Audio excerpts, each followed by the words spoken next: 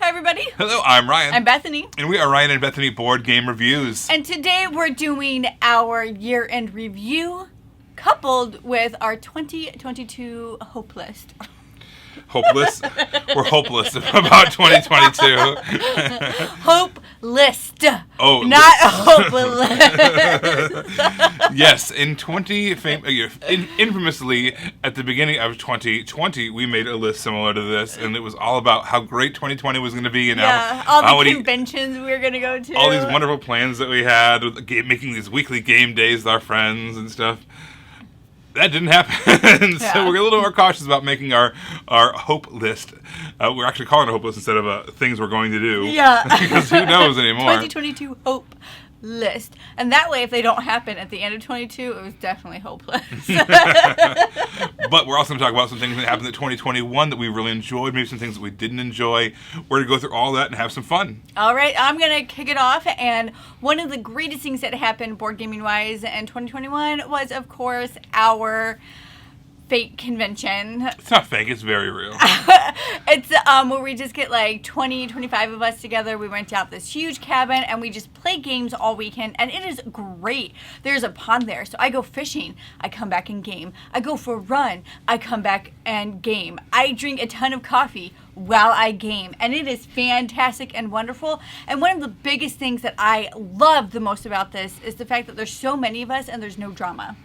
Like, we haven't had drama yet. And you know when you get people together, drama is very likely. And I am so thankful that there's just this atmosphere that's been cultivated that is very drama-free. So all of you that go to NewMeCon, thank you for being drama-free. We love you. Thanks. All right. Another convention that I went to was Geek Way to the West. This takes place in St. Louis.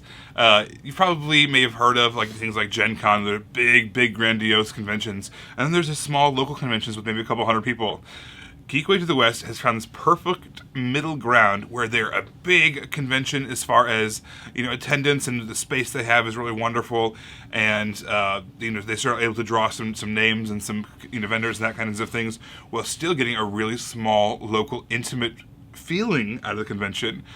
I just had a fantastic time there with a bunch of my friends. We played just a million games back to back. It was really great. They had a fantastic play to win section, and there's tons of new releases, an amazing cultivated library of games. It was just one of the best experiences of the year for me, and I will be back because I had such a great time the first time. So for those of you who don't know, I work at a public library, and though I am not a librarian at the library, one of the nice things that has happened is the person that we have integrated board games into our collection, which is awesome and fantastic. And the person who purchases those, we call those the selector at the library. It sounds like such a cool like a villain name. Yeah, the selector. Has bounced stuff off of me. So that's really cool that I am helping, even though I'm not a selector, I'm helping cultivate what we have at the library. And I base a lot of that, on top 10 lists and what people are ranking stuff, but also the reactions we get from our videos that helps me get a pulse of what's happening, of what people actually like as opposed to what we just like. And I'm able to help cultivate our collection. So that has been really fun.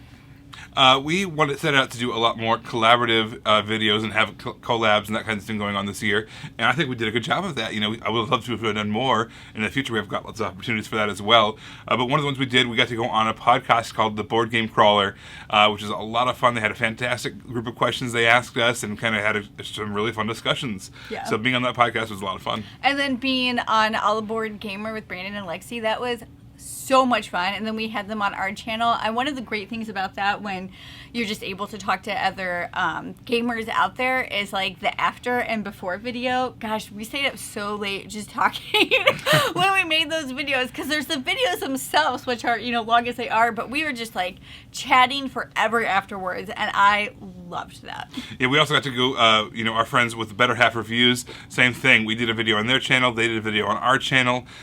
We just had a great time discussing these games, and it was nice having other gamers that have kids as well, being able to talk Yeah. about those experiences and how it's kind of unique. You know, not everybody has those same challenges and also benefits. Yeah. So it was a lot of fun to talk about that stuff. And then Board Game Dads did this May special where he just had on a bunch of moms that are in gaming. And so that was really fun and really unique. And we talked about the representation of women in games. And so that was a really fun experience as well.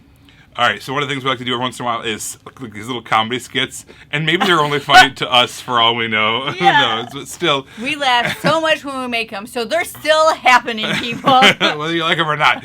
No, but seriously, if you like them, let us know. It makes us feel better. But we were able to do a collaboration with a lot of the Dice Tower folks. Like, for instance, we had Eric Summerer, we had Jordan from Jordan Plays Blue, and we had Jonna from One Pip Wonder, Yeah. all able to come together and make this hilarious game show comedy skit. That was just so much fun. Yeah. So we really enjoyed being able to collaborate with all these different people. Yeah. It's just a big part of this community. It's just everyone doesn't feel like there's any competition. It feels like everyone's trying to build each other up and try to, how can we get more gamers into the hobby overall? It's much more about that singular goal than it is about my channel or your channel or whatever kind of feuds that I've seen in other industries. Yeah. So that's really fun to see. Okay, really funny thing about that video, we showed it to my family, and there's so many in-jokes, they just did not get it. Yeah. We made a video about gaming with the in-laws, which they got. They were like, They loved it. were we some of that? Like, Yeah. maybe a little. But then when it was about gaming specifically, they were Like, but it was still fun. Yeah. All right, so one of the things that has really kind of, I guess, blessed my heart this year is I actually have kind of retired from my full-time, day job. Basically, I still do some other things and some accounting and some other side gigs that I have.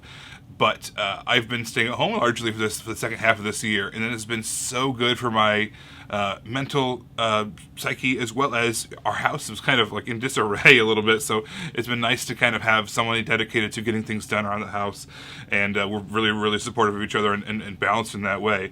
But one of the things that we implemented was the game of the day with our daughters. So every day I have it on my schedule. We have a game with our youngest and a game with our oldest, and sometimes we combine them and just do one big game with everybody. But the point is, there's a game of the day happening every day. We set aside time every day to make sure that our daughters are getting some really quality time across the table with us. Yes. And it's just been really, really, really wonderful. So much so that I think you mentioned to talk about our youngest was like asking for it. she does. Like, even yesterday, I made her take a nap because she was just crazy. And you know what it's like when kids are little, they're crazy. That means they need to sleep. So when I woke her up and I was like, okay, you did a good job. And the first thing she says, like, is it game of the day time? Can we go play the game of the day? Like, that's what was on her mind. Game of the day. It's game of the day. And they even, like, come down and they'll be like, oh, tomorrow, Dad, can we do this game for game of the day? Like, it's a phrase. It's verbology for our children. Game of the day. And we're not like crazy parents. We never want to force gaming on our kids. It's just a way of making sure time is set aside that no matter what busy, is going on, business is going on in our lives, we've got time set aside for our daughters. That's the big thing. It's not about making our daughters into like professional gamers or whatever. Although, it's happening just as a way of osmosis, I guess, being around us, but it's not because we're forcing them or anything like that. And Ryan is so freaking patient. Like, Ryan taught our daughter Legacy of the Testament of Duke de Crazy, which is one of my all-time favorite games. He was just so freaking patient. Like, I was getting frustrated. You know that gamer that asks questions about, like, point C, and you haven't even finished point A? That was our daughter. And Ryan just gracefully went from all these different points, not in any order of how he likes to teach a game. Somehow she got it, and somehow we were all able to play. Yeah, well, it was genius. She's learned so many games that even if she learns this one in a weird way, she's picks them up because that's part of the game of the day is teaching. Some of the other amazing things that have happened is that we finally picked up Pandemic Legacy Season 0. We didn't pick it up. I meant pick it up as in playing it again. We weren't able to because we had a friend of ours who is good for him continuing his education, so he's no longer here. And so we just like... He's not dead. He's not here. I said he was continuing his education. He's no longer with us. Oh my gosh. Anyway, so I'm very excited that we were able to rope somebody else into that, and we tricked them, and now they're here and they're a part of it. So I'm just so excited to... I have decided that I really like storytelling games a lot, like whatever. Pandemic Legacy Season 0. Yeah, and 1 and 2 and, Lord of the Rings Journey to Middle Earth. Like, I love stuff like that. So the fact that we're starting this again and we've done like 6 months or something. We only have like 4 months left, and it's crazy. Yes, one of the things I enjoyed the campaign game as well, Sherlock Holmes Consulting Detective. We've been playing it via Zoom with some friends who moved away. We have a copy of the game, they have a copy of the game, and we play it remotely every once in a while, which is just so much fun. We've got like a half of a mission left. We got to get that finished so we can start the next game. But the point is... It's the last one. I know. Yeah. But it works so well being able to play via Zoom or one of those kinds of programs with both of us having a copy of the game. And ultimately, it's also funny because we have an older edition and they have a newer edition, and so sometimes there'll be slight differences, and it's really hilarious. We like seeing what those are because sometimes we'll remove whole paragraphs or add in whole paragraphs. And it's like, oh, that was important. Yeah, the fact that they added that in, that means it must have needed more clarification. So we need to focus on that, or they took that out of our book, so. Not important. We can completely ignore it or whatever, which is a lot of fun. So that has been really fun to be able to kind of hone our skills playing games via Zoom, especially Sherlock Holmes Consulting Detective. And as anybody who's followed our channel for any length of time knows, we like to talk about our health journey.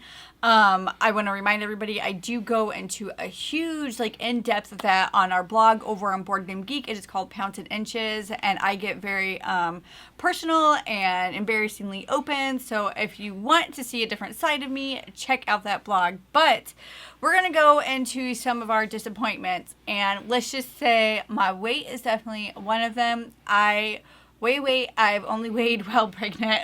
And so, I'm really disappointed in myself. I do have grace for myself as well, considering there's just a lot of stress happening in our lives, and when you are under stress, sometimes when you're under a lot of stress, sometimes it doesn't matter what you're doing to try to be healthier. Your body just keeps stuff on you because you're signaling to it that it needs to store stuff because you're in a season of stress. And that definitely happened to me because there would be times where I meticulously was tracking everything, or I was walking a lot, I was doing all these things and nothing would happen, and it's because of the stress. But a lot of those things have been resolved or have dissipated, so I'm optimistic about this year, but that is definitely something I was really disappointed with last year. Another disappointment we had was Gen Con. Unfortunately, we were unable to go this year.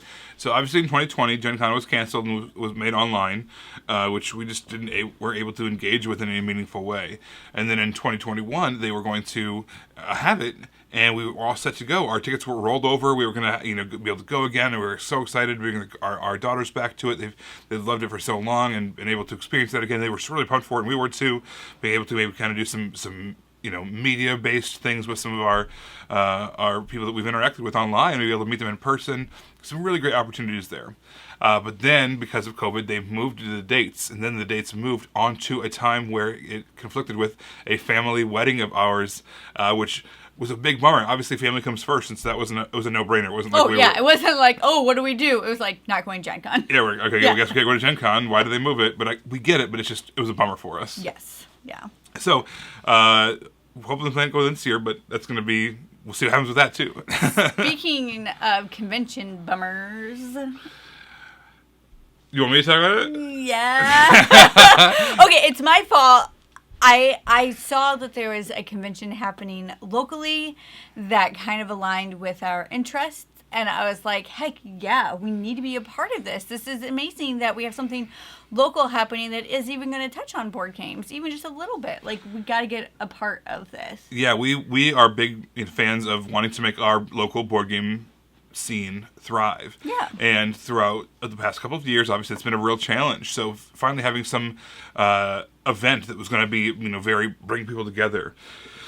Now, this was a whole nerd culture-based convention, so it had anime, and it had cosplay, and it had comic books, and RPGs, and board games, and it had anything kind of nerd-based culture that you can think of. It had all of it. A couple of things. It wasn't advertised super well, and there wasn't a lot of transparency, I think, a lot of people felt. And so what happened was a lot of the vendors felt cheated out of, basically what the attendance was they were promised. And because of it was one of those things where it's like a master or jack of all trades, master of none kind of a thing. Like tabletop conventions work because you're just playing tabletop games with other people who play tabletop games. Comic cons work because it's comic book fans talking about comic book related things. Anime cons work because it's anime cons. You know, the anime fans talking about anime things. And because you had a little bit of everybody, no one really had a jived vibe. None of it was organized perfectly. We were volunteering in the board game room, trying to do the best we could, and we did, bring people in together. We'd game with them, and they were obviously, the majority of them were not normal, what I would call like seasoned hobby gamers because of the nature of this convention. And so a lot of the games that were in the library weren't for them, or if they were, they were just kind of popping in, see what was out, and then they duck out right away. Yeah. And so it was a big letdown, and both in attendance and in as far as its effectiveness in the community. We were hoping to have a lot of people be more exposed to board games and have it be a positive experience, but for a lot of people, it was a negative one. Yeah. Including ourselves. So it's time for our 2022 wish list. Or just things that we're excited about. One of the things that I am actually really excited about is having a routine with our channel. So I am a huge proponent of just having routines in your life and how they help. They just help in all areas, and to help you accomplish your goals, to help you just live a more balanced life. And we have not had a routine with our channel at all. It was just like get a game, review it, post it willy-nilly whenever. Sometimes you get one, sometimes you get 4 in a week, and it was just kind of like whatever. And so we are implementing our schedule, so we have a set time when videos are coming out, and it's going to make us be a bit choosier in a good way with what we're willing to do, because we have a set routine, because we have a schedule. We'll have to say no more, but I think that saying no more is actually going to produce better content for all of you. And plus we're able to we've always been, try to be as thorough as we can with our reviews and play it as often as we can, and we're taking on a bigger workload than our sleep or other areas of our life gets cut out because we're just, I don't know, so it just makes sense for this, and it's also just consistent for all of us, for you as the viewers as well as for us as the creators, is having a consistent schedule every Monday and Wednesday, a new board game review, and every other Friday a fun video such as this one, or a top 10 list, or an interview with a publisher, or a fun comedy skit like we talked about. So who knows what's going to happen every other Friday. All right, so another thing that we're excited about is, crossing our fingers this time, we're not just going to claim it, but it's going to be wish list. Wish list. We're wishing that we can go to more conventions this year. So we talked about, going to Gen Con again, going to Geekway to the West. PAX U has kind of become somehow a big deal. So we want to experience that for the first time. It's a little bit of a drive/flight, depending on how we want to do it, but we would love to get a chance to be involved with that. There's also Dice Tower conventions that would be great to kind of meet up with a lot of the people that we get to talk to online quite a bit, but not in person ever. So I want to be able to experience that.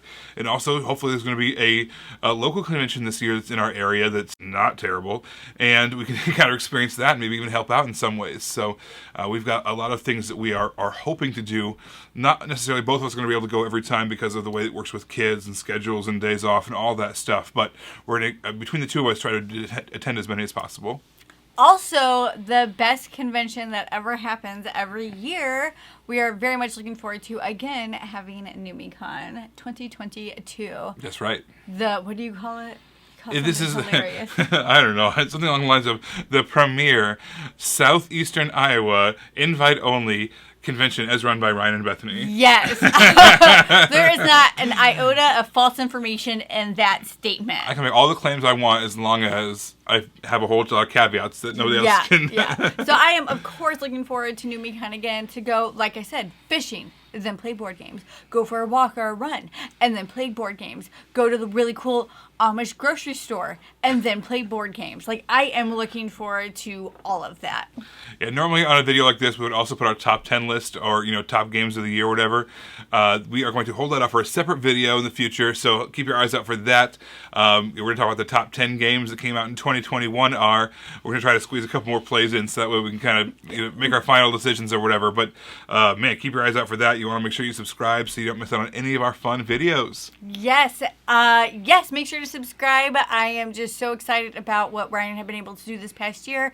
And I'm really excited about what we're going to be able to give you this coming year. So don't forget to subscribe so you can see our videos as they come out. A new review every Monday and Wednesday, and a new video every other Friday. And don't forget to to find us on Facebook, we're Ryan Bethany Board Game Reviews. On Twitter, we're Ryan Bethany 1. And on Instagram, we are Ryan and Bethany. And hopefully, sometime this year, there will be a TikTok. Fingers crossed. All right, guys. Thanks for watching. We will see you next time. Bye.